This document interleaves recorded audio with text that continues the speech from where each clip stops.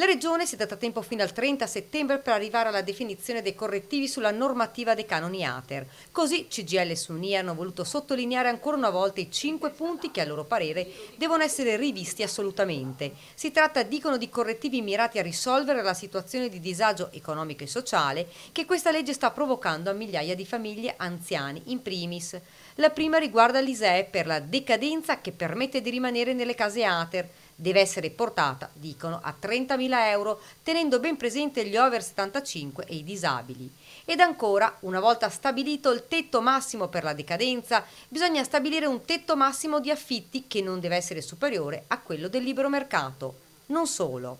Introdurre forme di franchigia laddove ci sono risarcimenti assicurativi o per malattie professionali o quote di TFR.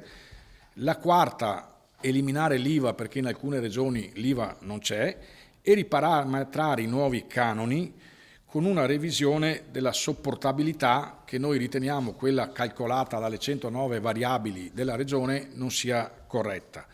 La quinta, va valutato in modo più puntuale quello che loro chiamano OMI, l'osservatorio medio degli immobili.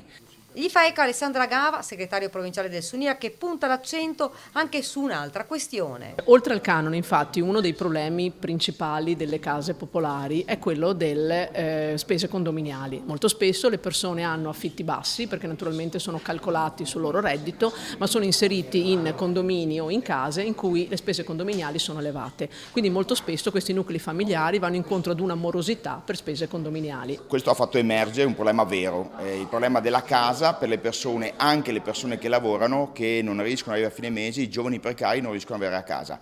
L'edilizia popolare deve servire anche a calmierare il prezzo delle case per le persone che lavorano e per le famiglie normali della nostra città.